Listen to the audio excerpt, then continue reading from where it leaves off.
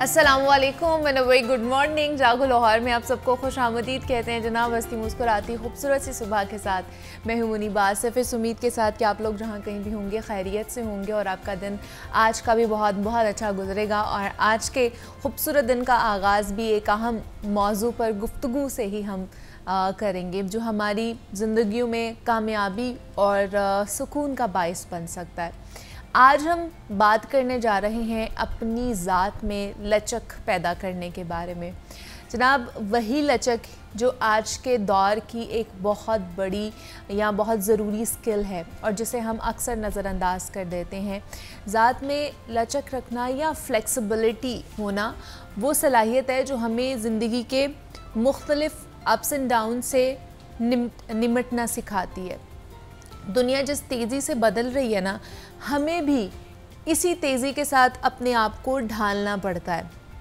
अक्सर कहा जाता है कि ज़िंदगी बदलने वालों को पसंद करती है, यानी वो लोग जो हालात देखकर वक्त के मुताबिक अपने आप को तब्दील कर सकते हैं वही कामयाब भी होते हैं।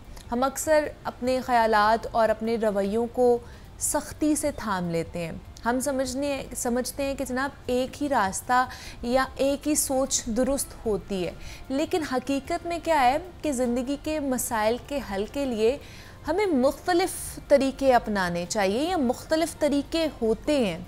मिसाल के तौर पर कि अगर हम अपने मुआशरती ताल्लुकात में ज़रा सी लचक पैदा कर लें और दूसरों की राय को उतनी अहमियत दें तो हम बहुत से तनाज़ात से बच सकते हैं। आपको याद होगा कि जब 2020 में दुनिया को कोरोना वायरस जैसी वबा का सामना करना पड़ा था तो कितने लोगों ने अपने कारोबार, तालीम और अपनी ज़िंदगी को एक नई शक्ल दी थी। उस वक्त जिस शख्स ने लचक दिखाई थी वो ख़ुद को बेहतर अंदाज से संभाल सका था। एक बड़ी मशहूर कहावत भी है कि जो शाख झुकना सीख लेती है वही फल उठाती है और वही तूफ़ानों में कायम भी रह सकती है।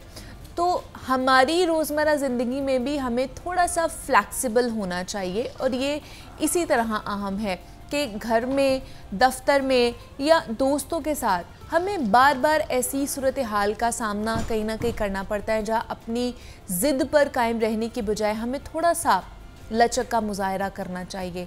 तो इसलिए जैसे जैसे वक्त बदलता जाता है, हालात बदलते जाते हैं, अपने आप को अपडेट रखना बहुत ज़रूरी है और थोड़ा बहुत मॉडिफाई करना अपने आप को बहुत ज़रूरी होता जा रहा है आज के दौर में, अगर आपने यहाँ पर कंसिस्टेंटली आगे बढ़ना है तो।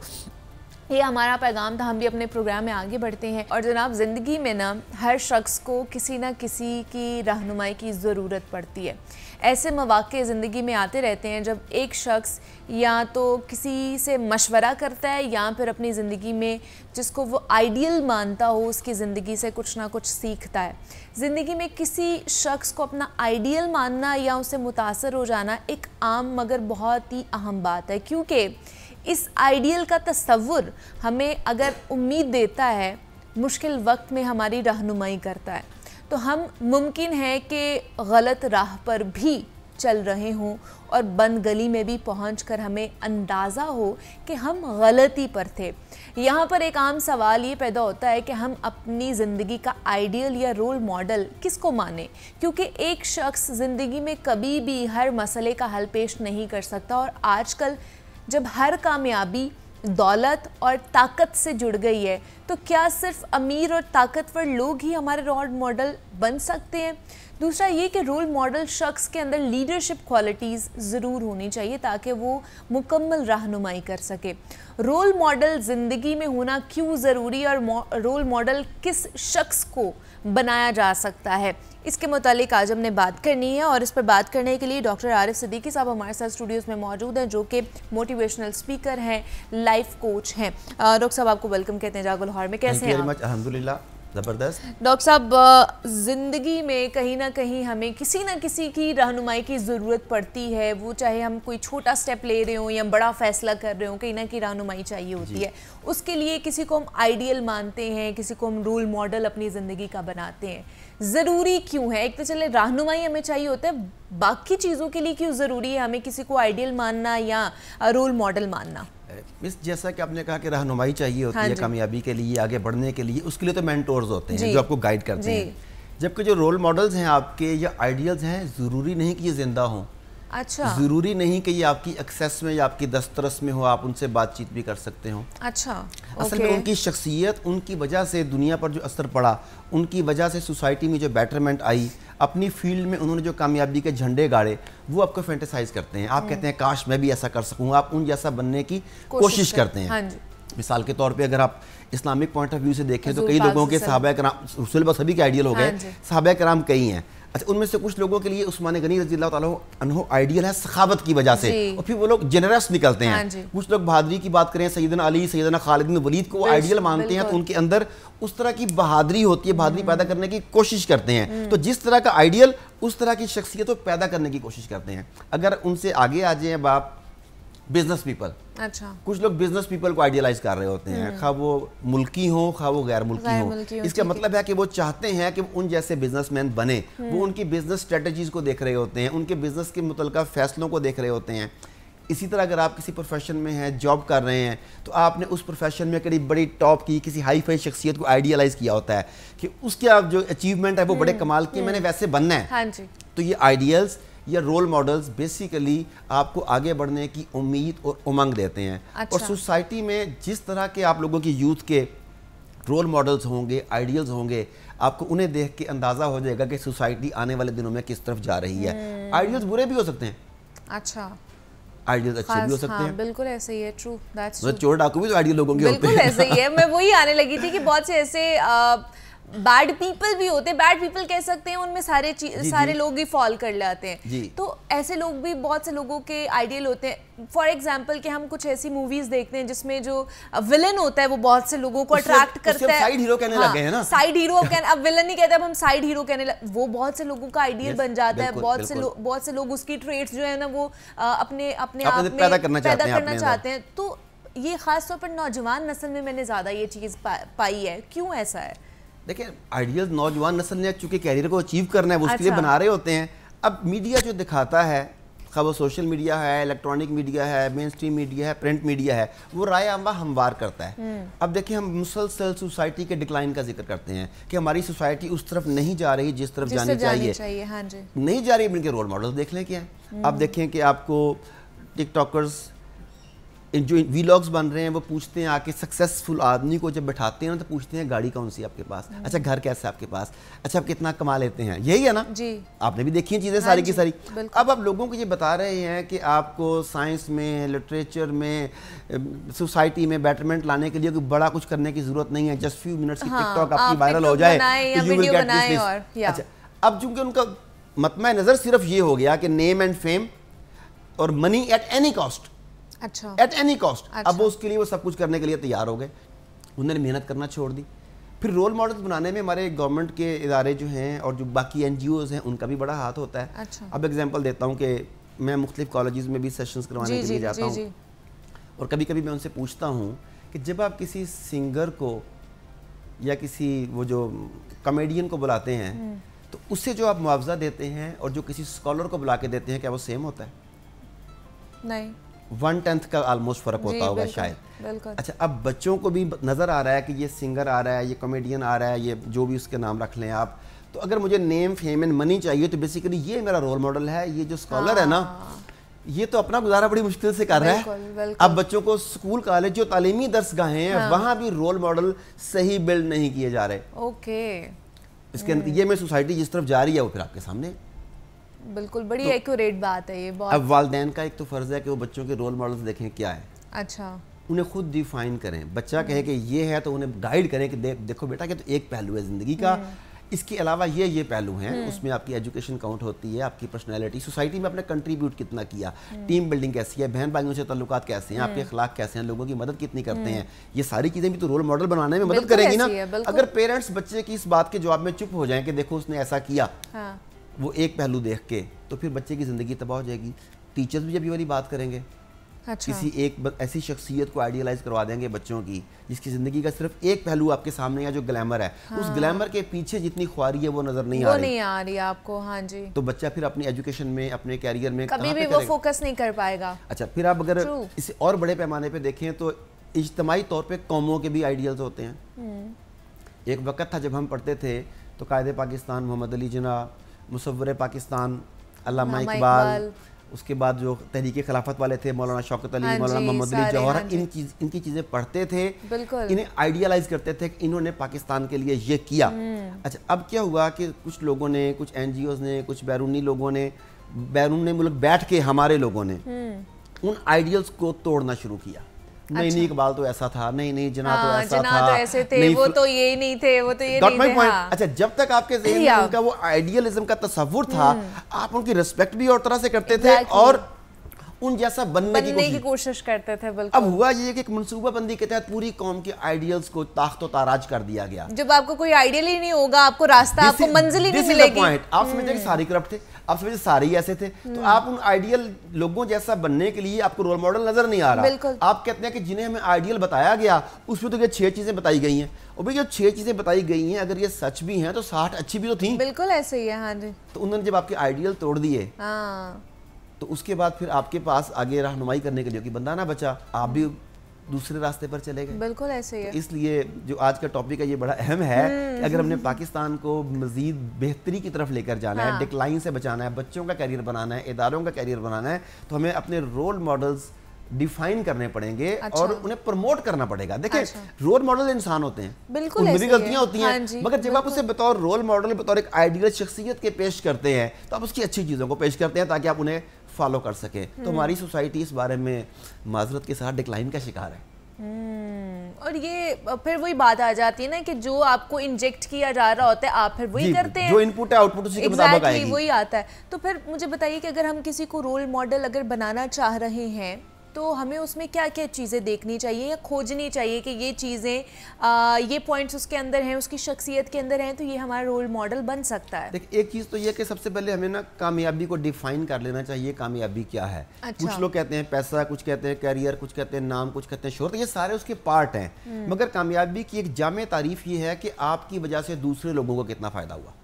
یہ ایک جامع, اگر آپ امیر ہیں تو آپ کی امارت سے لوگوں کو کتنا فائدہ ہوا, آپ کے بزنس سے لوگوں کو فائدہ کتنا ہوا. آپ ایجوکیشنسٹ ہیں تو آپ کی وجہ سے لوگوں کے تعلیم میں, ان کے کردار میں کتنی بہتری آئی. جس بھی فیلڈ میں ہیں آپ نافع کتنا ہے لوگوں کے لیے, یہ امپورٹنٹ ہے. اچھا, اس کے بعد اس بات کو مد نظر رکھتے ہوئے آپ کا جو کیریئر ہے, بزنس ہے, ویژن ہے, خواب ہے, زندگی کا گول ہے, اس کے مطابق آپ ایک انتہائی کامیاب شخصیت کو دیکھتے ہیں کہ اس کی یہ چیزیں تھیں اور اس نے سوسائٹی میں کتنا کنٹریبیوٹ کیا, اور اب میں ان چیزوں کو فالو کرتے ہوئے اس کے مشن کو آگے کیسے بڑھا سکتا ہوں. اس میں آپ اس کا کردار بھی دیکھیں گے, اس کی تعلیم بھی دیکھیں گے, اس کی پرسنالٹی دیکھیں گے, اس کے فیصلے دیکھیں گے, پھر ان فیصلوں کے نتائج دیکھیں گے کہ اس فیصلوں کے نتائج نے کتنا اثر ڈالا.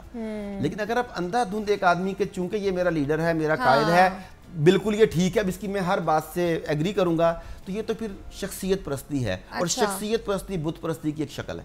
ہاں, بے شک بے شک. اور اگر پاکستانی قوم کا دیکھا جائے تو بہت سے لوگ اس کہہ لیں کہ شخصیت پرستی میں مبتلا ہیں, شخصیت پرستی میں مبتلا ہیں. اب ہم نام نہیں لے سکتے, تو یہ بہت چیز زیادہ ہوتی جا رہی ہے, وہ چاہے نوجوان نسل ہو جائے یا ان سے پہلے والی جو ایک جنریشن تھی وہ ہو جائے. یہ جنریشن ٹو جنریشن چلتی آ رہی ہے کہ ہم کسی ایک شخصیت کو پکڑ لیتے ہیں اور اس کو اپنا قائد بنا لیتے ہیں, اور پھر وہ کچھ بھی کر رہا ہے ہمارے لیے وہ ایکسیپٹیبل ہوتا ہے, ہماری آنکھیں بند ہو جاتی ہیں. بالکل ایسا ہی ہے. یہ بیسیکلی ہم نا ذہنی اور فکری غلامی کا نتیجہ ہے. ٹھیک ہے, ہم اپنے طور پہ فیصلہ کرنے کے قابل ہی نہیں ہیں. ہم اس آدمی کو کمپیئر نہیں کر پا رہے کہ اس کا جو فیصلہ ہے یہ فیصلہ کن بنیادوں پر کیا گیا اور درست ہے یا نہیں. ہم نے ذہنی طور پر خود کو باندھ لیا. کسی آدمی کو اپنا آئیڈیل یا رول ماڈل بنانے کا یہ مطلب تو نہیں ہے کہ خود کو اس کی غلامی میں دے دیا جائے. میں اکثر لوگوں کو کہا کرتا ہوں کہ جو بھی آپ کے اکابرین ہیں, مذہبی, مسلکی, سیاسی, جو بھی ہیں, کوئی بھی ہیں, آپ ان کی رسپیکٹ کریں, مگر کم از کم ذہن کو اوپن رکھیے. آپ کہیں کہ مسٹر اے بی سی میرے آئیڈیل ہیں مگر ان کے اس فیصلے سے میں اتفاق نہیں کرتا. یہ آپ کی فکری آزادی کی بھی تو دلیل ہے نا.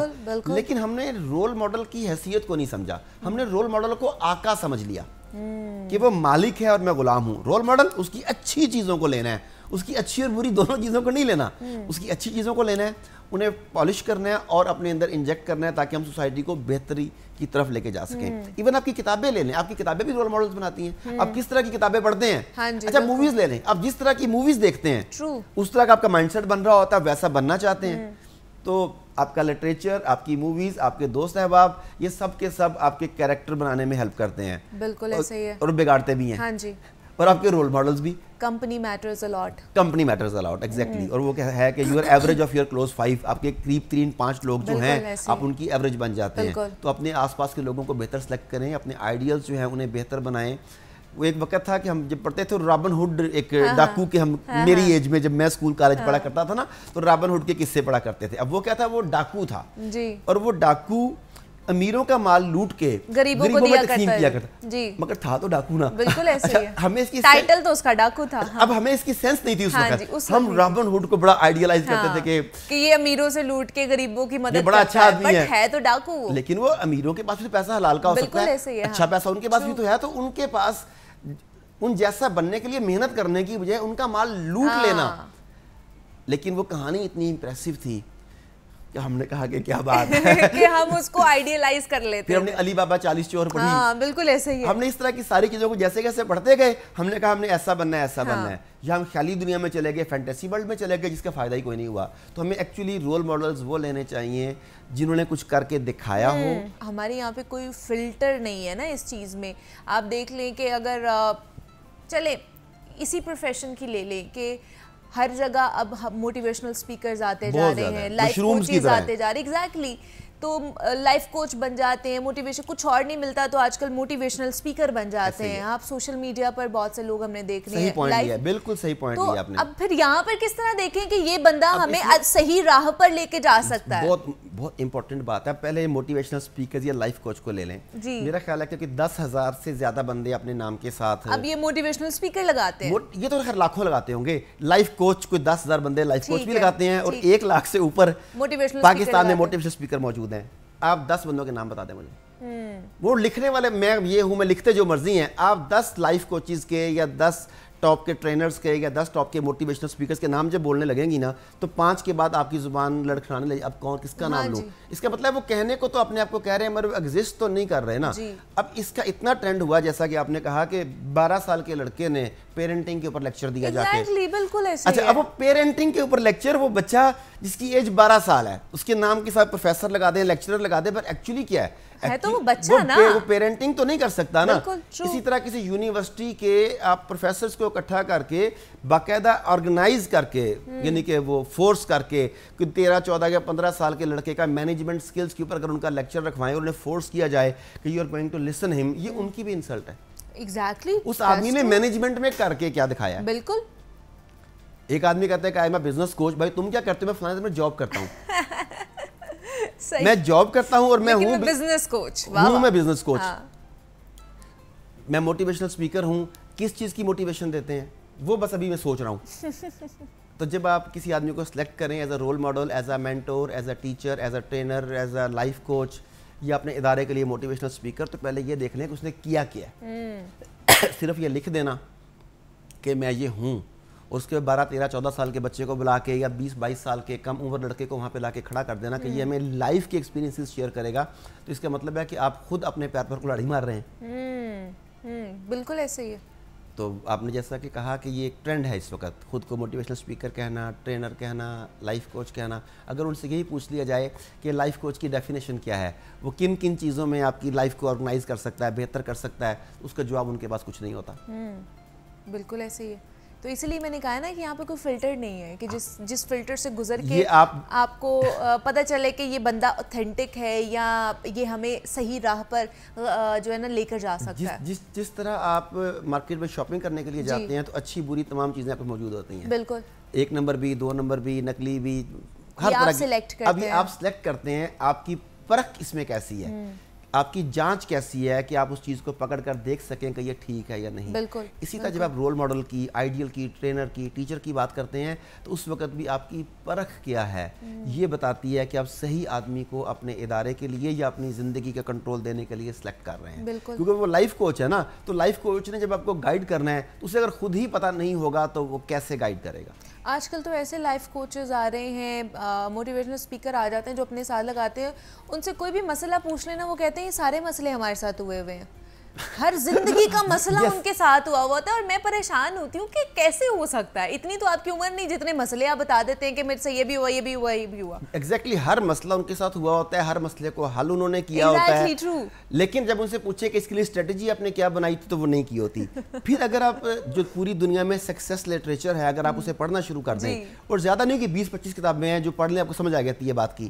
جب آپ وہ 20-25 کتابیں ٹاپ کی پڑھ لیتے ہیں تو آپ کو یہ بھی پتہ لگ جاتا ہے کہ وہ موٹیویشنل اسپیکر جو کہہ رہا ہے کہ یہ مسئلہ میرے ساتھ پیش آیا تھا, اس نے وہ کس کتاب سے پڑھا تھا, کیونکہ وہ کتاب اس میں درج ہوتی ہے وہ بات جس سے وہ اپنے نام سے منسوب کر کے آگے پیش کر رہا ہوتا ہے. تو یہ جب چوری کا مال ہے یہ زیادہ دیر نہیں بکتا, زیادہ دیر نہیں بکتا, آپ کی پرسنالٹی شو کر رہی ہوتی ہے, کئی چیزیں بتا رہی ہوتی ہے. مثلا میں ابھی تھوڑے دن پہلے باڈی لینگویج کا لیکچر دے رہا تھا تو میں نے بتا رہا تھا کہ کچھ لوگ بات کرتے ہیں انہوں نے کف ٹانگے ہوتے ہیں. ہاں جی. اچھا, کچھ لوگ گرمی سے ٹانگتے ہیں, کچھ جیسے مرضی ٹانگتے ہیں, مگر ہمارے ہیں پنجاب میں یہ لڑنے سے پہلے بھی ٹانگے جاتے ہیں. اب آپ ایک بزنس میٹنگ کے لیے جا رہے ہیں اور آپ نے اس پہ کف ٹانگے ہوئے ہیں, you are going to wrestle with them اور you going to negotiate with him. اچھا, اب اس کے کف تو ٹھیک کر لو. میں نے کہا میں نے کف ٹھیک کروائے صرف اس آدمی کے, ایک آدمی کے. اس نے مجھے بعد میں فیڈ بیک دیا کہ صرف کف چینج کرنے سے میری پریزنٹیشن میں جو ایکسیپٹنس ہے وہ بڑھ گئی ہے, کہ میں جب کف چڑھا کے جاتا تھا لوگ سمجھتے تھے یہ لڑنے آ رہا ہے میرے سے. واہ جی واہ, تو یہ چھوٹی چھوٹی چیزیں آپ کی پرسنالٹی کو بہت ڈیولپ کرتی ہیں. کیا بات ہے. تو آج ہم نے خاص طور پر رول ماڈلز کی امپورٹنس کے اوپر ہم نے بات کی ہے. ڈاکٹر عارف صدیقی صاحب ہمارے ساتھ موجود تھے, موٹیویشنل اسپیکر ہیں, لائف کوچ ہیں. ڈاکٹر صاحب بہت شکریہ آپ کے وقت کا کہ آپ یہاں پر آئے, اور آج بھی بڑا اچھا یہ سیشن رہا ہے, بہت کچھ نیا سیکھنے کو ملا ہے ہمیں ڈاکٹر صاحب سے. یہاں پہ لیتے ہیں ایک چھوٹی سی بریک, ملتے ہیں اس بریک کے بعد.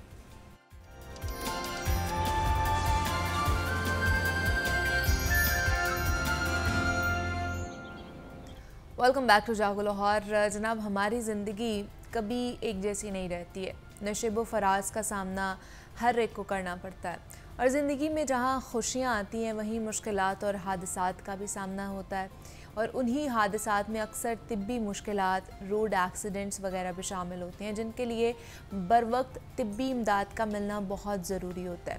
اور آج ستمبر کے دوسرے ہفتے کا اختتام ہے, اور دنیا بھر میں آج کا دن ورلڈ فرسٹ ایڈ ڈے کے طور پر منایا جا رہا ہے. اور فرسٹ ایڈ کے بارے میں کہا جاتا ہے کہ یہ ایک ایسی سکل ہے جو حادثات کی صورت میں ہسپتال کی طبی امداد سے پہلے کسی انسان کی جان بچانے میں ایک نہایت ہی مؤثر ثابت ہو سکتی ہے. پاکستان میں اس کی جیتی جاگتی مثال ریسکیو 1122 کی سروس ہے. ریسکیو 1122 کا سٹاف, جنہیں ہم پیرامیڈکس بھی کہتے ہیں, ایمرجنسی کی صورت میں بر وقت اور ہمہ گیر طبی امداد فراہم کرنے میں مہارت رکھتے ہیں. اور ریسکیو 1122 جنوبی ایشیا میں ایمبولینسز اور ایمرجنسی رسپانس کا سب سے بڑا نیٹ ورک ہے. کیونکہ آج کا دن فرسٹ ایڈ کی اہمیت کو اجاگر کرنے کے حوالے سے ہے, سو اسی حوالے سے ہم نے گفتگو کرنے کے لیے بلایا ہے جو ریسکیو 1122 کو ریپرزینٹ کر رہی ہیں. مس دیبا شہناز ہیں, اور head of community safety information emergency services department سے ان کا تعلق ہے. مس دیبا, آپ کو ویلکم کہتے ہیں جاگو لاہور میں. کیسی ہیں آپ؟ Thank you very much. السلام علیکم پاکستان, بہت شکریہ آپ نے انوائٹ کیا, اور فرسٹ ایڈ کے حوالے سے خاص طور پہ آج بہت ہی امپورٹنٹ دن ہے. دنیا بھر میں آج لوگ فرسٹ ایڈ ڈے بنا رہے ہیں, اور سب ان لائف سیورز کو, ان ریسکیورز کو سلام سب سے پہلے, جو کہ جن کی وجہ سے زندگیاں بچتی ہیں, جن کی ٹائملی انٹرونشن کی وجہ سے لوگ ہاسپٹل بھی پہنچ سکتے ہیں, اور ان کی مدد کی وجہ سے بعد میں وہ زندہ بھی رہ سکتی ہیں. بالکل ایسے ہی ہے, اور وہ لائف سیور آپ لوگ بھی بن سکتے ہیں. ضروری نہیں ہے کہ جو ریسکیو 1122 کے لوگ ہیں وہی آ کے ان کی جان بچائیں, یہ ہم جیسے جو عام لوگ ہیں وہ بھی جان بچا سکتے ہیں.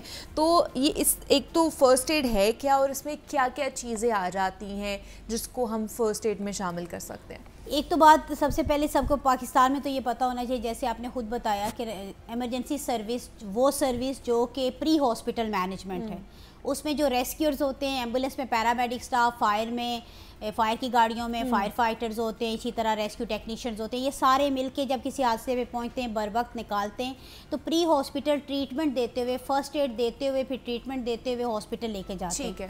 اس میں ہماری موٹر بائک سروس کا اوسٹ رسپانس ٹائم 4 منٹ ہے اور ایمبولینس کا سروس کا 8 منٹ ہے. آپ سوچیں کہ آپ تو ایک وہ خوش نصیب ہے جن کو پروفیشنلز کی مدد ایٹ اسپاٹ 4 منٹ میں مل جاتی ہے. لیکن میں پھر بھی یہ کہوں گی کہ ہو سکتا ہے ایمرجنسی آپ کے اپنے گھر میں ہو سکتا ہے آپ کو ایمرجنسی سروس کو کال کرنی پڑے, تو اس صورت میں یہ ضروری ہوتا ہے کہ آپ کو خود کچھ آتا ہو. بالکل. پہلی بات, پینک نہ ہو, اپنے حواس قابو میں رکھتے ہوئے کسی بھی حادثے کے اوپر فوری ایمرجنسی سروس کو کال کریں. آپ دنیا کے کسی ملک میں ہیں, کسی صوبے میں ہیں, آپ جب وہاں پہ اتریں ایئرپورٹ سے, آپ انٹر ہو, آپ پتہ کریں یہاں ایمرجنسی سروسز کون سی ہیں, تاکہ اگر آپ کے ساتھ ایمرجنسی ہوتی ہے آپ کال کر سکیں. دوسری چیز کہ آپ لائف سیور خود بنیں, بجائے اس کے کہ جب تک ایمرجنسی سروسز آتی آپ وہاں پہ ایک ڈیزاسٹر ٹوریزم کا ایک آپ نے مظاہرہ کیا ہو اور اپنے دوستوں کو بتا رہے ہو یا ویڈیو بنا رہے ہو اور کسی کو بر وقت طبی امداد چاہیے اور آپ نہ دے سکیں, تو اس کا مطلب ہے کہیں کہیں آپ کی بھی غلطی ہوگی اس بندے کے جان جانے میں. تو میں کہتی ہوں لائف سیور بننے کے لیے ریسکیو 1112 کا ایک بہت خوبصورت پروگرام ہے جو کمیونٹی کے ساتھ لنکڈ ہے, اور ابھی حکومت پنجاب نے اس کو کالجز اور یونیورسٹیز کے لیے بھی لانچ کیا ہے. سٹیزنز کے لیے ہم آلریڈی کر رہے ہیں. اس میں لائف سیور لیول 1 کورس ہے جس میں 2 ایسی سکلز سکھائی جاتی ہے جس کے بعد آپ بہت سی زندگیاں بچا سکتے ہیں. میں کیوں کہہ رہی ہوں 2, اس لیے کہ جتنی بھی ریسرچ ہے اس میں زیادہ تر ڈیتھس جو ہو رہی ہیں یا کارڈیک اریسٹ کی وجہ سے, دل بند ہونے کی وجہ سے ہوتی ہیں, یا ایکسیسو بلیڈنگ کی وجہ سے ہوتی ہیں. ایکسیسو بلیڈنگ کا ایک سب سے بڑا ماڈل اگر آپ دیکھنا چاہتے ہیں کہ کیسے ہوتی ہے, تو روزانہ کی بنیاد پہ 1150 سے زائد ایکسیڈنٹس ریسکیو 1122 الون ڈیل کر رہی ہے. ان میں سے مور دین 600 ایسے لوگ ہوتے ہیں جن کو ہاسپٹل لے کے جانے کی ضرورت پڑتی ہے, یعنی وہ تشویشناک حالت میں ہوتے ہیں. اب آپ دیکھیں کہ اگر آپ اس ایکسیڈنٹ کے سامنے, پاس یا بائی اسٹینڈر ہیں, یا آپ کا کوئی اپنا لوڈ ون ہے اور آپ وہاں سے گزر رہے ہیں, تو آپ کیا کر سکتے ہیں؟ ایک تو اگر وہ بندہ بے ہوش ہو گیا, کارڈیک اریسٹ میں چلا گیا, تو فوراً CPR آپ کریں. اور اگر وہ ایکسیسو بلیڈنگ ہے تو آپ اس کی بلیڈنگ کو کنٹرول کریں. CPR کرنے کا طریقہ بتاتی ہوں. CPR کہتے ہیں کہ ایک یہ مخفف ہے, کارڈیو پلمنری ریسسیٹیشن, دل اور پھیپھڑوں کو بحال کرنے کو CPR کہتے ہیں. یہ وہ عمل ہے جس کی وجہ سے دماغ تک آکسیجنیٹڈ بلڈ پہنچتا ہے. اب وہ پہنچتا کیسے؟ آپ اپنے ریبس ہیں, آپ کی ریبس کے اندر دل ہے, یعنی یہ کیج کے اندر آپ کا دل پھنسا ہوا ہے. اب یہاں پہ کسی وجہ سے وہ رکتا ہے, غیر متحرک ہوتا ہے. آپ سینٹر آف دا چیسٹ پہ آپ نے دبانا ہے چیسٹ کو, اور آپ نے 2.4 انچ یا 5 سینٹی میٹر ڈیپ اس کو دبانا ہے. 1 منٹ میں آپ نے 100 سے 120 کی رفتار سے دبانا ہے. یعنی کہ اگر آپ ایسے تیز کر رہے ہیں تو یہ ایسے پھڑپھڑانے والی ECG دیکھیے کبھی پھڑپھڑانے والی جیسے ہوتی ہے, تو ایسے نہیں کرنا کیونکہ بلڈ پورا پہنچ نہیں رہا. آپ جب دباتے ہیں تو ہوتا یہ ہے کہ جیسے دل پمپ کر کے چھوڑتا ہے بلڈ کو اور بلڈ آگے سرکولیٹ ہوتا ہے پوری باڈی میں, اسی طرح سے آپ نے اس کو ریکوائل ہونے دینا ہے. اور اس کو آپ کرنے کا آسان طریقہ یہ ہے کہ آپ کیسے کر سکتے ہیں, موبائل پہ میٹرونوم آن کریں. میٹرونوم میں آپ فکس کر دیں 115 یا 120 کی سپیڈ کو. وہ جو ٹک ٹک کرے آپ اس کو ڈائریکٹلی اتنا پریس کر سکتے, تو آپ ایکوریٹ دباؤ آپ کے آ سکتے ہیں. اگر آپ بول کے کریں 1 2 3 4, تو 1 سے 10 تک کی گنتی ایسی ہے کہ آپ ردم برقرار رکھ سکتے ہیں. 11 کے بعد 21 22 میں 2 ورڈ آتے ہیں, پھر مشکل ہو جائے گی. یعنی میں آسان طریقہ اس لیے بتا رہی ہوں کہ ہماری کمیونٹی میں بہت سے لوگ ہوتے ہیں وہ سادے طریقے سے کیسے کر سکتے ہیں. ویسے گنتی گننا مقصد نہیں ہے, مقصد یہ ہے کہ آپ کا کمپریشن 1 منٹ پہ اسپیڈ سے ہو. اب آپ کب تک کرتے رہیں گے, یہ ایک امپورٹنٹ کوشچن آتا ہے, کیونکہ آپ نے ہو سکتا ہے انسیڈنٹ سائٹ پہ, ہو سکتا ہے آپ نے ٹرانسپورٹ کرنا ہو دور سے پیشنٹ. CPR اس وقت تک کرتے رہنا چاہیے جب تک سانس بحال نہیں ہو جاتا, یا آپ کے پاس کوئی طبی امداد کے لیے سروسز نہیں پہنچاتی, یا آپ اسے شفٹ کر رہے ہیں تو آپ سے سینئر پروفیشنلز جیسے ڈاکٹرز کو آپ ہاسپٹل میں ہینڈ اوور کرتے ہیں. یہ 3 کنڈیشنز ہیں. لیکن اس میں کوسچن آتا ہے, آپ عام کمیونٹی ہیں اور آپ کا یہ مسل بلڈنگ نہیں ہوئی, ہم تو روز ٹریننگ کرتے ہیں کراتے ہیں, ہماری مسل بلڈنگ ہے, ہمارا اسٹیمنا بنا ہوتا ہے, تو آپ کو خود لگتا ہے کہ میں نا ہمیں سانس چڑھنا شروع ہو گیا کہ میں بالکل میرا نا اب دل میرا اپنا بند ہونے والا ہے. اس صورت میں کمیونٹی کے لیے ریلیکسیشن ہے کہ آپ کم از کم 10 second, not more than 10 second, یعنی 5 سیکنڈ 6 سیکنڈ کے لیے لمبے سانس لیں, ڈیپ بریدنگ کریں اور دوبارہ سے آپ ریزیوم کر دیں. لیکن آپ سی پی آر چھوڑنا نہیں ہے. سی پی آر چھوڑنا نہیں جب تک کوئی اور نہیں آ جاتا, یا کسی اور کو آپ ہینڈ اوور نہیں کر سکتے کسی ڈاکٹر کو یا کسی اور چیز کو. تو یہ ایک چیز ہے, یہ کہاں کہاں کام آئے گا. یہ الیکٹریکیوشن کا پیشنٹ ہائی ٹینشن وائر سے کرنٹ لگ کے نیچے گر گیا, فوراً دل بند ہو گیا. ڈراؤننگ کے وکٹم کو اس میں تھوڑا یہ ہے کہ سانس پہلے دیتے ہیں اور پھر آپ کمپریشن دیتے ہیں, اور اس کے علاوہ دل بند ہو جاتا ہے کارڈیک اریسٹ کی وجہ سے. ویسے کوئی دل کے عارضے میں مبتلا تھا, گھر میں ہو سکتا ہے, تو یہ ایکسیسو بلیڈنگ کی وجہ سے بندہ بے ہوش ہو گیا, تو ان ساری سچویشن میں سی پی آر کرنا پڑتا ہے. اس کے علاوہ جب 1122 کو آپ کال کرتے ہیں اور آپ یہ بتاتے ہیں کہ ہم یہاں ایک پیشنٹ ہے اور وہ بے ہوش ہے, تو ہم نے ٹیلی سی پی آر بھی شروع کیا ہوا ہے کہ جب تک ہم پہنچتے, یعنی ہماری گاڑی پہنچتی تو ہم گائیڈ کرتے ہیں. ہم اسے کہتے ہیں پیشنٹ کو اس طرح لٹائیں, اسٹریٹ اپنے ہاتھ رکھیں, سینٹر آف دا چیسٹ رکھیں, اتنا دباؤ سے آپ کاؤنٹ کرتے رہیں, ہماری سروسز آپ تک پہنچے. ہم تو ٹیلی سی پی آر کا بھی ہم اسٹارٹ. جب اسپائنل انجری ہو کہیں کسی کو تو آپ کوشش کریں کہ آپ نہ ٹائم ضائع کریں. جب کارڈیک اریسٹ ہو فوراً سی پی آر پرفارم کریں. بلیڈنگ کوئی بہت زیادہ ہو رہی ہے تو آپ بلیڈنگ روکنی ہے, آپ نے کچھ اور چیز نہیں کرنا ہے. How you can become part of it. Just download rescue Pak life saver app. Life saver app کے اندر آن لائن رجسٹریشن ہوگی اور آپ اپنی ٹریننگ کر سکتے ہیں آن لائن. آن لائن کے بعد آپ نزدیک ریسکیو اسٹیشن, اگر آپ شہری ہیں, نزدیک ریسکیو اسٹیشن پہ جائیں, انہیں کہیں یہ میرا آئی ڈی ہے, میں نے یہ کر لیا, مجھے کنگریچولیشن کا میسیج آیا ہوا ہے, تو ہمیں پریکٹس کرائیں. وہ ہم نے مینڈیٹری کیا ہوا, وہاں پریکٹس کرائیں گے اور آپ کو سرٹیفائی کریں. Free of cost. ٹھیک ہے, اس میں کوئی آپ کے پیسے نہیں لگیں گے, بلکہ آپ اپنے لیے بھی ایک مسیحا بن سکتے ہیں اور کسی اور کے لیے بھی مسیحا ثابت ہو سکتے ہیں. تو اس لیے آپ کو یہ سیکھنا, بلکہ ہم سب کو یہ سیکھنی چاہیے. ایٹ لیسٹ ہمیں فرسٹ ایڈ دینا تو ضرور آنی چاہیے. کبھی بھی کوئی بھی خدا نہ خاصا ایمرجنسی درپیش آ سکتی ہے. جناب اب کچھ بات کر لیتے ہیں لاہور شہر کے حوالے سے. تو جناب لاہور 1,50,00,000 آبادی رکھنے والا بڑا شہر بن چکا ہے, اور جہاں پر بھی آپ نظر دوڑائیں تو آپ کو آبادی ہی آبادی نظر آتی ہے.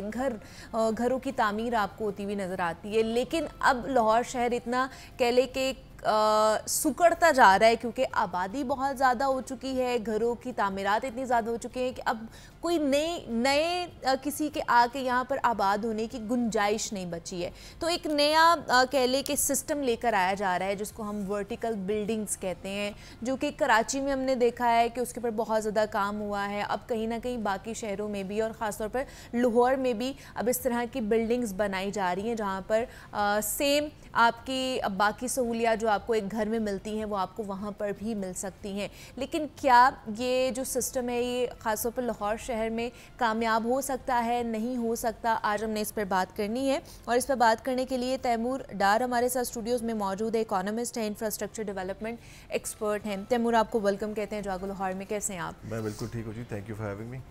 تیمور, جس طرح میں نے بات کی ہے کہ لاہور شہر میں جتنی آبادی ہو چکی ہے تو لاہور شہر اب چھوٹا پڑتا جا رہا ہے.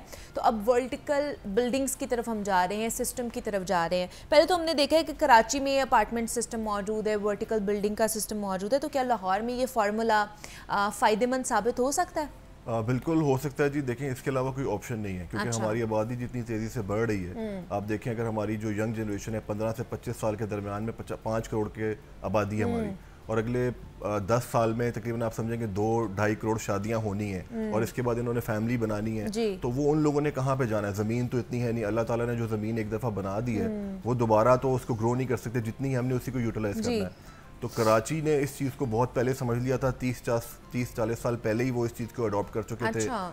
راول پنڈی, اسلام آباد بھی اس فارمولا پہ آ چکا ہوا ہے. انفارچونیٹلی پنجاب کا کلچر ابھی تک یہی ہے, اپنی زمین اپنی چھت.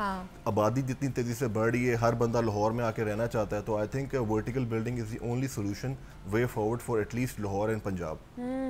لیکن آپ کو لگتا ہے کہ یہاں پہ یہ ایکسیپٹیبلٹی ہوگی؟ یا لوگ اس کو ایکسیپٹ کر پائیں گے؟ بیکاز ہمارا یہاں پہ کلچر ہے نا ایسا کہ جناب ہماری زمین ہے, ہم جیسا مرضی ٹرپل سٹوری بنا لیں, ڈبل سٹوری بنا لیں, جس طرح کا مرضی گھر بنا لیں, لیکن اگر آپ نے ایک اپارٹمنٹ میں جا کے رہنا ہے تو وہ تو ایک ہی اپارٹمنٹ آپ کو ملے گا, اس میں آپ کو ایڈجسٹ کرنا پڑے گا. تو یہاں پہ جو ہمارا جو کلچر ہے یا ہماری جو سوچ ہے وہ یہ ہے. دیکھیں بالکل اڈاپٹیبلٹی تو ابھی نہیں ہے یہاں پہ, لیکن لوگوں کو اڈاپٹ کرنا پڑے گا. اس کے اندر گورنمنٹ کو پالیسی میکنگ کرنی پڑے گی, گورنمنٹ کو انیشیٹیوز لینے پڑیں گے. گورنمنٹ کو کرنا یہ چاہیے کہ ان کو چاہیے کہ جو پنجاب میں ایٹ لیسٹ جو ایریاز ہیں جہاں پہ پاپولیشن تیزی سے گرو کر رہا ہے, ان ایریاز کے اندر انڈسٹریز قائم کرے. جب انڈسٹریز قائم ہوں گی تو وہاں پہ لوگوں کو جو ہے روزگار ملے گا. اس روزگار کے تھرو وہاں پہ پھر ریئل اسٹیٹ کی ڈیولپمنٹ ہو سکے گی. ہر بندہ لاہور کی طرف آنے سے رکے گا کیونکہ ان کو اپنے شہروں میں اپنے ایریاز کے اندر جو ہے وہ روزگار ملے گا, رہائش ملے گی. گورنمنٹ انیشیٹیوز لے گی. آپ دیکھیں کہ ابھی ہماری لاہور میں کتنی کچی آبادیاں ہیں, کتنی کچرا کنڈیاں ہیں جہاں پہ مہنگی زمین ہے وہ.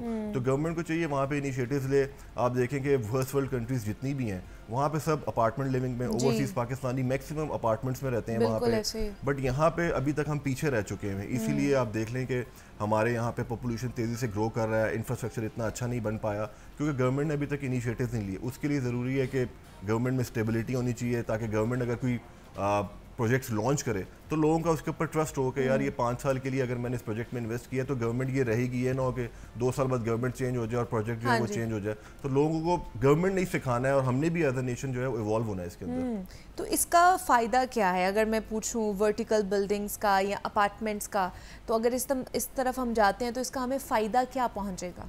دیکھیں اس سے سب سے بڑا فائدہ تو یہ ہوگا کہ جو ابھی ہمارے بچے کچھ گرین ایریاز ہیں ان کو ہم بچا لیں گے. اگر ابھی بھی آپ دیکھیں تو جی ٹی روڈ کے اوپر بھی جو ہے لوگوں نے لاہور کے نام سے سوسائٹیز لانچ کرنا شروع کر دی ہیں.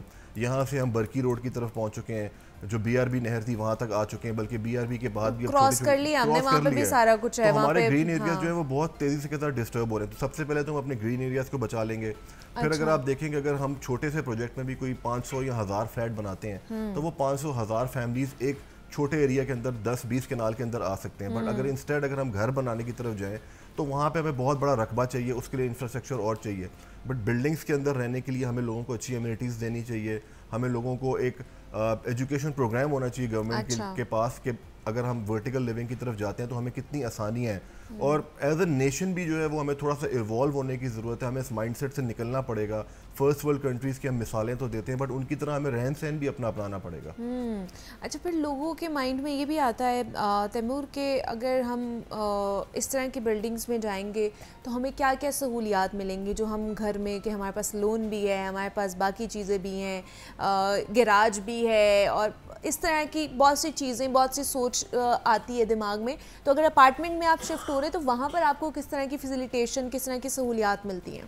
دیکھیں ابھی بہت سارے اچھے ڈیولپرز ہیں لاہور کے اندر, اسپیشلی کراچی میں تو پہلے ہی سے کام ہو رہا ہے. وہ بلڈنگز کے اندر بہت ایمینٹیز دے رہے ہیں, مسجدیں دے رہے ہیں, وہاں پہ بچوں کے لیے پلینگ ایریاز دے رہے ہیں, جمز دے رہے ہیں, اس کے اندر سوئمنگ پولز ہیں, پارکنگ جو ہیں وہ بیسمنٹس میں ہے, ساتھ کمرشل یونٹس بھی وہاں پہ وہ قائم کر رہے ہیں تاکہ لوگوں کو اپنی کمیونٹی کے ساتھ جو وہاں پہ کمپلیکس ہے وہاں سے باہر نہ جانا پڑے. تو یہ ڈیولپرز کے اوپر بھی اونس ہے کہ وہ اچھی لیونگ لوگوں کو پرووائڈ کریں, اپنے وعدے جو لوگوں سے کیے گئے ہیں وہ ٹائم پہ پورا کریں تاکہ لوگوں کو جو ہے وہ اعتماد بڑھے. گورنمنٹ کو چاہیے کہ وہ اس طرح کی ڈیولپمنٹس کے اوپر نظر رکھے تاکہ جو پرائیویٹ انویسٹر ہے اس کو سیکیورٹی ملے کہ گورنمنٹ اس کی دیکھ بھال کر رہی ہے, تاکہ جو ہے ہمیں آسانیاں پیدا ہوں اور ہمیں جو ہے اس کی پرائز کی اپریسیشن ملے واپس. ٹھیک ہے. اچھا تیمور, یہ ورٹیکل بلڈنگز بن جائیں, عمارتیں بن جائیں, تو کیا یہ ارتھ کوئک سے محفوظ ہو سکتی ہیں؟ بالکل ہو سکتی ہیں جی, دنیا بھر میں بنتی ہیں تو پاکستان میں کیوں نہیں ہو سکتی ہیں. آپ دیکھیں ہمارے پاس بڑے زبردست اور بڑے ٹیلنٹڈ قسم کے آرکیٹیکٹس ہیں, اسٹرکچر انجینئرز موجود ہیں, وہ بڑی اچھی بلڈنگز ڈیزائن کرتے ہیں. اور بالکل پاکستان میں اب یہ دور آنے والا ہے جہاں پہ ایک اونچی بلڈنگز بنیں گی اور وہاں پہ انشاءاللہ ہائی رائز بلڈنگز کا جو دور آئے گا پاکستان میں وہ بالکل ارتھ کوئک پروف بھی ہوں گی اور ان کے اندر ساری ایمینٹیز جو ہیں وہ لوگوں کو پرووائڈ کی جائیں گی. بس یہ تھوڑا سا ٹائم لگے گا لوگوں کو اس کے اندر ایوالو ہونے میں, لوگوں کو یہ بات سمجھنے میں کہ اپارٹمنٹ کی جو لیونگ ہے وہ گھر کی لیونگ کی ہی طرح ہے بلکہ اس سے بھی بہتر ہے. اچھا, دوسرا سیکیورٹی پوائنٹ آف ویو سے بھی کیا یہ ایک اچھا انیشیٹو ہے, اچھی چیز ہے یہ؟ دیکھیں بالکل سیکیورٹی پوائنٹ آف ویو سے تو گھروں سے بہت زیادہ سیکیور ہوتی ہیں اپارٹمنٹ بلڈنگس, کیونکہ ایک کمیونٹی لیونگ ہوتی ہے. ایک ہی بلڈنگ کے اندر 30, 40, 50, 100 کے قریب اپارٹمنٹس ہوتے ہیں. ان اینڈ آؤٹ پہ نظر رکھی جاتی ہے, سرویلنس جو ہے وہ سیکیورٹی کی بہت اچھی ہو سکتی ہے. اپارٹمنٹ اگر خالی بھی ہو تو جو نیبرز ہوتے ہیں وہ ان کو پتہ ہوتا ہے کہ ہماری کمیونٹی میں کون گھر پہ موجود ہے, کون گھر پہ موجود نہیں ہے, اور جو نیبرہڈ کی جو ایک آپ سمجھیں کہ لوگوں کا آپس میں انٹریکشن ہے وہ بہت زیادہ ہوتا ہے. حالانکہ گھروں میں محلوں پرانے محلوں میں تو ہوتا تھا, بٹ اب جو نئی سوسائٹیز بن گئی ہیں وہاں پہ اتنا زیادہ نہیں ہے. تو بالکل سیکیورٹی پوائنٹ آف ویو سے جو ہے وہ گھروں اپارٹمنٹ جو ہیں وہ گھروں سے زیادہ محفوظ ہیں. اچھا, دوسرا پھر لوگوں کا یہ بھی پوائنٹ آف ویو ہوتا ہے کہ جو اپارٹمنٹس ہوتے ہیں وہ فرنشڈ اپارٹمنٹس بھی ہوتے ہیں, کہیں نہ کہیں وہ بنے ہوئے ہوتے ہیں, تو لوگ کیا اپنی مرضی کے اپارٹمنٹس بنوا سکتے ہیں یا وہ ابھی ایسا نہیں ہے؟ بیکاز جس طرح ہم لوگ اپنی مرضی کا, ہمیں یہ اس طرح کا چاہیے, گھر یہ اس طرح کا چاہیے, اس کی آؤٹ لک یہ ہونی چاہیے, اندر سے اس طرح کا ہونا چاہیے. دیکھیں اپنی طرح تو اپارٹمنٹ بنانا اپنی اسپیشلی اپنے لیے الگ سے اس کو پوری بلڈنگ کے اندر ایک اپنا الگ سے کرنا وہ تو تھوڑا مشکل ہوتا ہے, کیونکہ گھروں میں تو آپ کے پاس یہ چوائس ہوتی ہے, بلڈنگ کا تو ایک لے آؤٹ ہوتا ہے, تو اپنے لیے الگ سے اس کو اسپیسیفائی کرنا یا کسٹمائز کروانا تھوڑا سا مشکل ہوتا ہے اپارٹمنٹ بلڈنگز میں. بٹ جب بھی اپارٹمنٹ بلڈنگز بنائی جاتی ہیں تو وہ کوشش یہی کی جاتی ہے کہ وہ ساری چیزوں کو مد نظر رکھتے ہوئے وینٹیلیشن کو, ایئر اسپیس کو, ونڈوز کی اوپننگ کو, رومز کے سائزز کو, واش روم کے سائزز کو, وہ ساری چیزوں کو مد نظر رکھا جاتا ہے, تبھی جا کے جو ہے وہ اچھی کمیونٹی وہاں پہ ڈیولپ ہوتی ہے. ٹھیک ہے. اچھا, دوسرا اب جس طرح ہم دیکھتے ہیں کہ لاہور شہر میں پولیوشن کا مسئلہ بہت زیادہ ہے اور آگے اسموگ بھی آ جائے گی, تو کیا یہ اس سے بھی کہہ لیں کہ چھٹکارا حاصل کرنے کے لیے اس آپشن کو آپٹ کیا جا سکتا ہے؟ بالکل کیا جا سکتا ہے. دیکھیں جب ہم اپنے گرین ایریاز کو سیکیور کریں گے, ورٹیکل لیونگ کی طرف جائیں گے, زیادہ گرینری ہوگی ہمارے ایریاز کے اندر اور کمپیکٹ کمیونٹی لیونگ ہوگی, تو بالکل اسموگ جیسی ہوگی پرابلمز اور باقی جو ہمارے مسئلے مسائل ہیں ان سے بالکل قابو پایا جائے گا اس کے اوپر, کیونکہ ہماری آبادیاں دور دور تک پھیلیں گی نہیں. جو ہماری ابھی ایشوز یہ ہیں کہ انڈسٹریل ایریا کے ساتھ ہی بالکل ہماری رہائشیں ہیں, وہاں پہ اور بھی زیادہ لوگوں کو پولوشن کے مسئلے مسائل ہوتے ہیں, تو وہ اب جب گرین ایریاز کو سیکیور کر لیں گے تو اوبیسلی انشاءاللہ وہاں پہ یہ چیزوں کو بھی ہم آہستہ آہستہ ٹیکل کرنے میں کامیاب ہو سکتے ہیں. تو لاہور کے اندر اتنی جگہ ہے کہ اب یہاں پہ یہ بلڈنگز بنائی جا سکتی ہیں؟ انفراسٹرکچر جو لاہور کے اندر بن رہا ہے وہ آپ کا ریچ جو ہے وہ کہیں پہ بھی جا سکتی ہے, آپ کو مشکلات نہیں پیش آتی کہ کہیں پہ بھی جانا ہے, تو لاہور کے اندر ابھی بھی بہت ایریاز ہیں جہاں پہ آپ اس کو بنا سکتے ہیں. ٹھیک ہے جی, ہمارے ساتھ تیمور ڈار موجود تھے. Thank you so much Taimur for coming here. اور ہم بات کرتے ہیں ورٹیکل بلڈنگز کے حوالے سے کہ یہ جو سسٹم ہے, یہ فارمولا ہے, یہ کتنا کارآمد ثابت ہو سکتا ہے لاہور شہر کے حوالے سے. تو یہاں پہ ایک بریک لیتے ہیں, ملتے ہیں اس بریک کے بعد.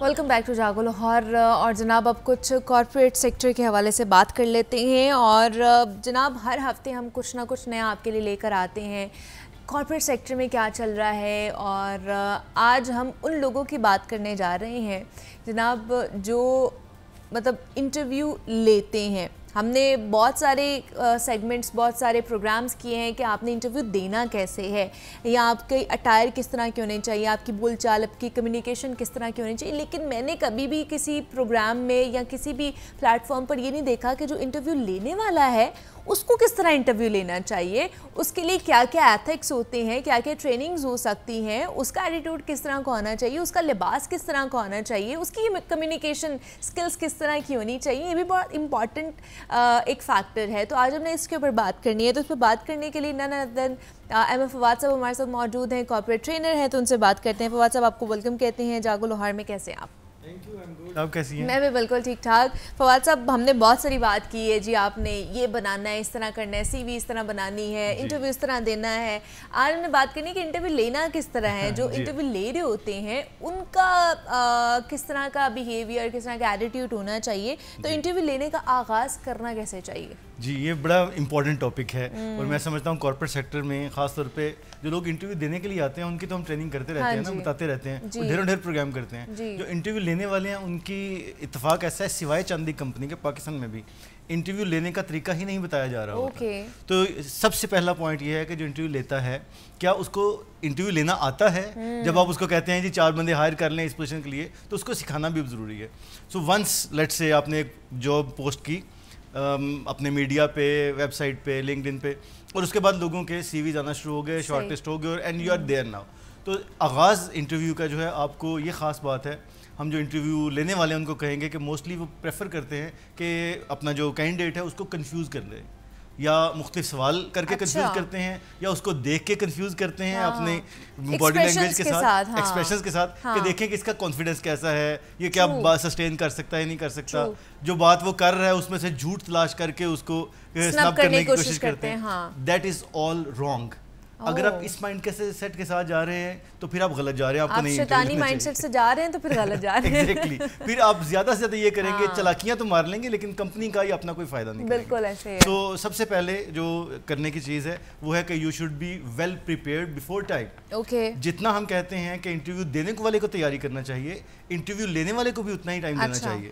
آپ کو کے پاس سی وی آئے شارٹ لسٹ ہو کر, تو آپ اس سی وی کو صرف گو تھرو نہیں کرنا, آپ نے ورٹیکل ریڈنگ نہیں کرنی, ڈیٹیل میں پڑھنا ہے کہ کیا جو کچھ اس میں مینشنڈ ہے وہ ہماری کمپنی کے یا پوسٹ کی ہوئی جاب کے مطابق ریلیونٹ ہے یا نہیں ہے. تو آپ نے پہلے تھوڑا سا ہوم ورک ضرور کر کے رکھنا ہے, and then you go into the room جہاں پہ ٹریننگ آپ نے کرنا ہے. تو سب سے پہلے اس کو ریلیکس کریں. اوکے. یہ مزے کی بات ہے, ہم اسپورٹس میں بھی ہمیشہ کہتے ہیں کہ آپ جب کسی کو کھیلتے ہوئے دیکھتے ہیں نا, تو آپ اس کو پہلے 1-2 منٹ میں آبزرو نہ کریں, لیٹ ہم پلے ٹو ہز فلیسٹ, کھل کے اس کو شاٹس کھیلنے دیں, پھر دیکھیں کہ وہ کیسا پرفارم کر رہا ہے. سو اس کو ریلیکس کریں, پانی پوچھیں, چائے پوچھیں. اگر پوچھنا چاہیے کیا جب وہ روم میں آ رہا ہے, کینڈیڈیٹ آ رہا ہے, تو کیا یہ پانی چائے وغیرہ کچھ پوچھنا چاہیے؟ اچھا, اس کے 2 ہیں حوالے. اگر تو انٹری لیول ہے, انٹری لیول میں اس لیے نہیں کہہ رہا کہ وہ کوئی بالکل بیسک لیول کی چیز ہے, اس لیے کہ اس میں عموماً بلک of people, number of people کہنا چاہیے, وہ بہت زیادہ ہوتا ہے. So you cannot afford to offer them چائے پانی وغیرہ. آپ پانی رکھ لیں اپنے پاس, اگر پوچھنا ہے تو آپ ان سے پوچھ سکتے ہیں. تو وہ یوزلی 4-6 منٹ 10 منٹ کا میکسیمم جاتا ہے. یہ والا جو دوسرے لیول کے جو انٹرویوز ہوتے ہیں جس میں آپ نے آبزرو کرنا ہے, ڈسکشن کرنی ہے, دیٹ انٹرویو, دیکھیں interview is interviewing each other. آپ اپنا کھول کے بتا بھی رہے ہیں دوسرے کو بھی, اور دوسرے کو بھی کر رہے ہیں, اور دوسرے کو بھی یہ موقع دے رہے ہیں کہ آپ کو اور آپ کی کمپنی کو دیکھیں. تو آپ نے اس میں you need to make sure کہ وہ ریلیکس ہو جائے. سو اگر انٹری لیول ہے, پھر آئی ڈونٹ سجیسٹ, اتنا وقت نہیں ہوتا کہ آپ سب کو چائے پانی پوچھیں. Have a broad smile on your face, at least اس کو ریلیکس کریں, کیونکہ وہ زیادہ کنفیوزڈ ہے. پتھر کے بن کے نہ بیٹھے. ہاں, پتھر کے بن کے یا کنفیوز کرنے کے لیے نہ بیٹھے.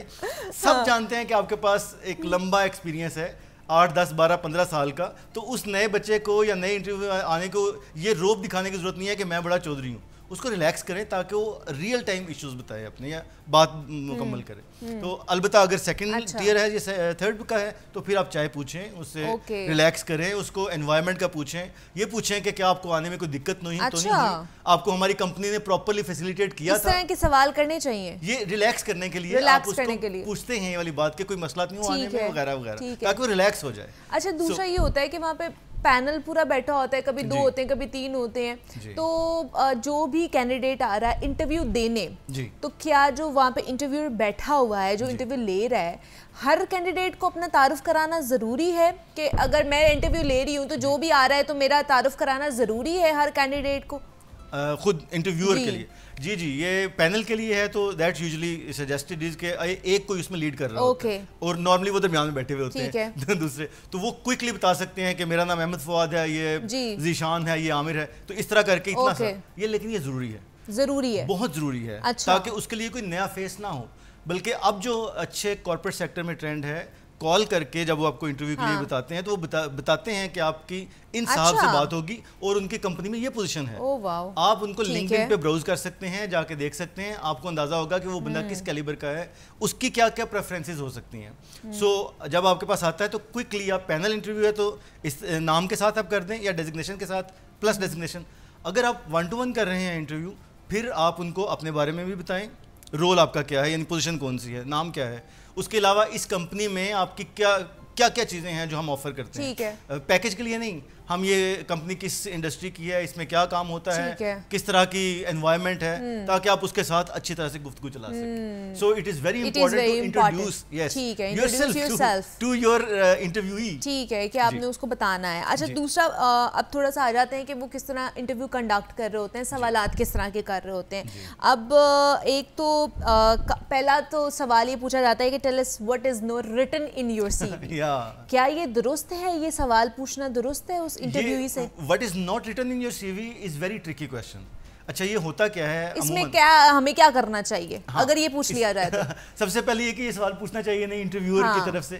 تو پہلی بات یہ ہے کہ دس شوز اگر آپ پوچھتے ہیں تو یہ کوئی بری بات نہیں ہے, بلکہ بہت ساری جگہوں پر اب اس طرح سے ہوتا ہے. میں آپ کو مزے کی بات بتاتا ہوں منیبا, بلکہ دو اپنے good and bad experience as interviewer, یعنی میں انٹرویو ہی تھا اور وہ انٹرویور تھا, ان کی بتا رہا ہوں.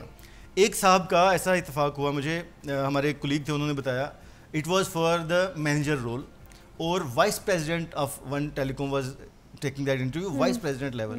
اور وڈ یو بلیو وہ صاحب ٹیلی ویژن چل رہا ہے اور وہ صاحب بندے سامنے جس نے انٹرویو دینا ہے وہ ہے, اور وہ اس سے پوچھ رہے ہیں ہاں جی tell me about yourself. اچھا, اس نے بتانا شروع کیا, انہوں نے چینل چینج کرنا شروع کر دیا. سو دس از ڈس ریسپیکٹفل. اوکے, اگر آپ اس رول میں ہیں, چاہے آپ وی پی ہیں, سی ای او ہیں یا سینئر مینیجر ہیں, دس از ڈس ریسپیکٹفل. آپ کو آئی کانٹیکٹ ڈیولپ کرنا ہے, ریلیکس کرنا ہے اور بات کرنی ہے آپ ان کے ساتھ. So that is the worst part as interviewer. اگر آپ اس کے ساتھ یہ اسٹیبلش نہیں کرتے تو پھر you are doing wrong. Second one, جیسے آپ نے سوال کیا کہ کیا یہ سوال پوچھنا چاہیے, تو I remember there was a person, I would rather quote her, Kahkashan Awan was, آپ کو یاد ہو اگر دھوپ کنارے میں انجی کا رول انہوں نے پلے کیا تھا. شی از اے ویری گڈ پروفیشنل. انہوں نے کیا کیا ہوا تھا, آئی واز دیئر, تو انہوں نے پورے سی وی پر تمام جو بلٹس میں نے لکھے ہوئے ہیں اس کو مارک کر کے آگے پہلے سے کوسچنز لکھے ہوئے تھے. اچھا, سو اتفاقاً وہ انٹرویو ہوا تو میں نے ان سے پھر ڈسکشن کی, میں نے کہا میری سلیکشن ہوتی ہی نہیں تھی, but tell me about these all details, یہ کیا ہے. So that was first time جب میرے ساتھ یہ ایکسپیرینس ہوا, it was way back, so many years back. So کہنا میں یہ چاہ رہا ہوں کہ آپ کو اگر آپ نے سی وی پر ہوم ورک پہلے سے کیا ہوا ہے تو آپ کو پتا ہوگا, تو آپ یہ کہہ سکتے ہیں اس سے کہ جو سی وی میں نہیں لکھا ہوا وہ بتائیں, تو وہ پھر that makes a lot of sense. لیکن اگر آپ نے اس کو گو تھرو نہیں کیا تو پھر آپ یہ سوال کرتے ہیں تو پھر آپ بھی گوف لگیں گے اور وہ بتانے والا بھی ٹھیک طرح نہیں بتا پائے گا, بیچارہ پھر وہی لگے گا کہ جو ہم سوچ رہے ہیں. اچھا, دوسرا سیلری کے بارے میں پوچھا جاتا ہے کہ آپ کتنی ایکسپیکٹ کر رہے ہیں, کیا یہ سوال کرنا چاہیے؟ اچھا منیبا, ہماری انڈسٹری میں یہ بہت عام ہے کہ لوگ پوچھتے ہیں انٹرویور کہ آپ کی سیلری ایکسپیکٹیشنز کیا ہیں. دو حصے ہیں اس کے, سم ٹائمز انٹرویور پوچھ رہا ہوتا ہے, سم ٹائمز آپ سے ایچ آر کے لوگ جو نیگوشیٹ کرتے ہیں وہ پوچھ رہے ہوتے ہیں. ٹھیک ہے, میں نے دیکھا ہے کہ ہمارے کارپوریٹ سیکٹر میں ابھی بھی یہ ہے, جبکہ ویسٹ میں اور یو اے ای وغیرہ میں وہ کیٹیگوریکلی پہلے انفارم کر دیتے ہیں کہ ہماری یہ بریکٹ ہے. اچھا, اگر آپ ہائر ہوئے تو آپ کو اتنے پیسے ملیں گے. ٹھیک ہے, which is good, I think so. یہ کہ یہ سب سے بیسٹ ہے, یہ بیسٹ ہے. اس کی وجہ میں بتاتا ہوں, بڑی امپورٹنٹ. لیٹس سے آپ نے ایک ہی رول میں 3 بندے ہائر کیے ہوئے, 3 مینیجرز ہیں, آپ نے سیلری نیگوشیشن کی, ایک کو آپ 3 لاکھ دے رہے ہیں, دوسرے کو 3.25 دے رہے ہیں, ایک کو 2 دے رہے ہیں. ایسا کبھی نہیں ہوتا کہ پتہ نہ چلے. ایچ آر کہتی تو ہے کہ بتانا کسی کو نہیں, بٹ پتہ چل جاتا ہے. تو جس کی 2 ہیں اور جس کی 3.5 ہیں, وہ 2 والا اگر پرانا ہے تو وہ روئے گا اور آپ پرفارم نہیں کر پائے گا. تو ایک سیلری بریکٹ رکھے اتنی سی, اور اس میں بہت زیادہ فرق نہ ہو. تو آپ ایکسپیکٹیشنز, بہتر یہ ہے جو ورلڈ وائڈ یوز کیا جاتا ہے, تو بہتر یہ ہے کہ آپ انفارم کریں. اب ہم دیکھتے ہیں کہ ہماری انڈسٹری میں کیا ہے. ہماری انڈسٹری میں بالکل ہوتا ہے, پوچھا جاتا ہے. جی, اس کے لیے بیسٹ وے یہ ہے کہ آپ اس کمپنی میں یا کسی دوست سے پوچھیں کہ یار اس پروفیشن کے لیے اس سیکٹر میں کیا آفر کیا جا سکتا ہے. کئی جگہوں پر مزے کی بات بتاتا ہوں, جنرل مینیجر میں جانتا ہوں ایسی جگہوں پہ ایک انڈسٹری میں اس کو 3 لاکھ روپے جی ایم کو دیا جا رہا ہے, ایک انڈسٹری میں جی ایم کو 2 ملین دیا جا رہا ہے, 3 ملین 4 ملین, اس طرح سے ڈیپینڈ کرتا ہے, ویری کرتا ہے کہ کس کمپنی میں, کس انڈسٹری میں اور کس کمپنی میں. تو بہتر یہ ہے کہ آپ صرف یہ نہ دیکھیں کہ جی ایم رول ہے تو مجھے 3 لاکھ مانگنا چاہے وہاں پہ 3 ملین کی آفر ہو. تو آپ اس لیے پوچھ لیں, تھوڑا سا پوچھ کے جائیں, ہوم ورک مکمل کر کے جائیں اور اس انڈسٹری کے لیے تیار ہو کے جائیں, کیونکہ اگر آپ کی 3 لاکھ کی اسکل ہے تو آپ کو 3 ملین کبھی بھی نہیں ملیں گے. اچھا, دوسرا کیا سینیریو بیسڈ کوسچنز یا سچویشنل بیسڈ کوسچنز ہونے چاہیے؟ منیبا, کارپوریٹ سیکٹر میں اب یہ بہت زیادہ ہو چکا ہے, بلکہ میں دلچسپ بات بتاتا ہوں آپ کو. اب ہم نے ایک پروگرام کیا تھا اسیسمنٹ پر بھی, اب سینیریو بیسڈ اسیسمنٹس بھی ہوتی ہیں. کیا جاتا ہے کہ آپ کو پہلے انفارم کر دیتے ہیں کہ آپ نے یہ لینگویج رکھنی ہے انٹرویو کے دوران. آپ پورا تیار ہو کے بیٹھیں گے اپنے لیپ ٹاپ کے سامنے, اور آپ کے سامنے ایک کویشچن آئے گا اور بتایا جائے گا کہ آپ کے پاس 90 سیکنڈز کی یا 120 سیکنڈز کا ٹائم ہے, اس میں آپ نے اپنا جو انٹرویو ہے وہ جواب دینا ہے اس کا. وہ سینیریو بیسڈ ہوتا ہے, رائٹ. تو ایک تو اس کے لیے آپ تیار ہوں گے پہلے سے. دوسرا اس وقت بہت زیادہ ٹرینڈ ہے, جو میں نے کہا نا پہلے وہ والے آپ نے جو سوال کیا تھا کہ what is not written in your C V, یہ اس میں ہوتا ہے کہ وہ دیکھتے ہیں اس میں تو کہیں پہ لیٹس سے کانفلکٹ مینجمنٹ آپ نے کے لکھا ہوا, تو وہ پوچھیں گے آپ سے کہ کس جگہ پر آپ کو ایسی سچویشن فیس کرنا پڑی کہ کانفلکٹ ہو گیا, ٹھیک ہے, تو ایسا بتائیں. یا پھر وہ بتاتے ہیں کہ فرض کریں کہ آپ کی ٹیم میں 2 لوگ لڑائی کر رہے ہیں اور دونوں ٹاپ پرفارمر ہیں, دونوں کو آپ نکال نہیں سکتے, تو آپ کیسے مینیج کریں گے؟ تو کریں گے, ایک بتائیں گے آپ کہ میں ایسے کروں گا, प्रेफर ये किया जाता है कि आप बताएं मैंने ऐसे किया, अच्छा, क्योंकि मैं इस सिचुएशन से गुजर चुका हूँ। तो सिचुएशन बेस्ड क्वेश्चंस या सिनेरियो बेस्ड क्वेश्चंस ये आते हैं। अच्छे इंटरव्यूज में ये जरूर पूछा जाता है कि इस पर्टिकुलर सिचुएशन में आपने क्या करना है। ठीक, तो you have to work a lot on that. ठीक है, अब क्योंकि हमारा वक्त थोड़ा सा कम रह रहा है तो मैं चाहूँगी कि हम मोटे मोटे क्वेश्चन जो है ना वो पहले कर लें। अब एक सवाल जो मैं भी सोशल मीडिया पे देखती हूँ, बहुत से लोग कहते हैं जी ये एग्जैक्टली पूछा जाता है कि सेल मी दिस पेन, यहाँ पर कोई प्रेजेंटेशन देनी पड़ जाती है या कहा जाता है, तो ऐसे सवाल कब पूछने चाहिए? अच्छा, ये अमूमन एंट्री लेवल पे होता है ये सवाल। अच्छा, सेल्स में पूछा जाता है मोस्ट ऑफ द टाइम कि सामने पेन रख दिया, अच्छा ये मुझे बेच के दिखाए। ये एक पुरानी एक फिल्म थी, उसमें से लोगों ने लिया हुआ है। फिल्म में बहुत देखा है हमने, सेल मी दिस पेन और सेल मी दिस। एग्जैक्टली, तो ये आई डोंट रिकमेंड। अब ये पुराना हो गया, लोगों को तैयारी करना इस चीज की आप भी कही है, तो you don't need to do that. जो दूसरे आपका कि अचानक कोई प्रेजेंटेशन वगैरह दी जाती है, ट्रेनिंग एंड डेवलपमेंट इस तरह की होती है, तो वो आपको कहते हैं कि आप खड़े होकर जरा करके दिखाएं, तो यू शुड बी प्रिपेयर्ड। आप उनसे पहले पूछ सकते हैं कि क्या इस तरह की भी कोई प्रेजेंटेशन है इंटरव्यू से पहले, तो be prepared and do that. ये होता है। अच्छा, दूसरा जो एक दिन में कितने इंटरव्यूज लेने चाहिए और बेहतरीन तरीका क्या है इसका? अच्छा, क्विकली ये है कि बेहतर ये है कि आप 3 से 4 से ज्यादा इंटरव्यू ना लें। ठीक है, एज इंटरव्यूअर आप एग्जॉस्ट हो जाते हैं और फिर आप में वो नजर भी खत्म हो जाती है कि आप देख सके। दूसरी बात यह है, आई रिकमेंड फर्स्ट हाफ में लें। सेकंड हाफ में जब आप इंटरव्यूज लेते हैं तो यू आर ऑलरेडी ड्रेन्ड, वो आपके चेहरे पे भी थकान आ चुकी होती है। और मैंने कई जगहों पे देखा है इंटरव्यूज को 2-2 घंटे इंतजार करवाया जाता है। That's a poor practice. आप अगर उसको ये बताना चाह रहे हैं कि मैं बड़ा बिजी हूँ और तुम इंतजार कर रहे हो, तो इनफैक्ट आप बता रहे हैं मेरी कंपनी का कल्चर ये है कि हम टाइम की परवाह नहीं करते। तो आप टाइम वो दें जिस पर उसको बुलाना है, उस वक्त फिर अंदर भी बुला लें। कितना प्रोसेस कितनी देर में खत्म हो सकता है? आइडियली अमूमन 3 इंटरव्यूज होते हैं। एक पहला इंटरव्यू, दूसरा उसके साथ चीफ या जो भी बड़े, और तीसरा जिसमें आप चीजें डन कर रहे होते हैं। इससे ज्यादा अगर होता है तो आप एम्प्लॉय को भी ड्रेन कर रहे हैं, कैंडिडेट को वो डिस्टर्ब हो रहा है, और आप फिर 1-2-2.5 महीने लगा रहे हैं जिसमें उसको और ऑफर होती है तो चला जाएगा, तो आपका इमेज भी खराब होता है। So best thing to do is 15 से 20 दिन is the maximum time, and 2 to 3। बेहतर ये है जो अच्छी कंपनीज हैं वो 1 हफ्ते के अंदर प्रोसेस कंप्लीट करके ऑनबोर्डिंग के लिए चल जाती हैं। ठीक है। अच्छा, दूसरा ये कि इंटरव्यू में क्या बिल्कुल नहीं पूछना चाहिए? Okay, that's a very tricky question. Personal question बिल्कुल नहीं पूछना आपने। अच्छा, जी, लाइक आपकी शादी हो चुकी है, आपकी एंगेजमेंट हो चुकी है, ये वाकयातन हुआ और I was shocked to see that. आपका क्या दिलचस्पी इसमें है कि किसी की शादी हुई है या नहीं हुई? अच्छा, इसके अलावा आपने जो कंफ्यूज करने वाले क्वेश्चंस हैं, अच्छा, वो दैट इज अ सिन। बिल्कुल नहीं करने, आपने रिलैक्स करना है अपने एम्प्लॉय को। और तीसरी चीज़ और हम ये है कि आपने उसके साथ जो जिस भी तरह का कोई आगे फर्दर मूव करना है वो बताना है। अच्छा, उसको नहीं समझना कि मुझे नहीं बताना कि कितने देर में प्रोसेस मुकम्मल होगा, कितना टाइम लग जाएगा, हमारी आपसे क्या एक्सपेक्टेशंस हैं वगैरह वगैरह। जी, तो मतलब इस तरह के क्वेश्चंस बिल्कुल भी नहीं करने हैं। पर्सनल सवाल तो बिल्कुल भी नहीं करने हैं। अच्छा, दूसरा ये मुझे बताएं कि इंटरव्यू खत्म करने का बेहतरीन क्या तरीका हो सकता है, उसमें क्या क्या चीज़ें आ जाती हैं?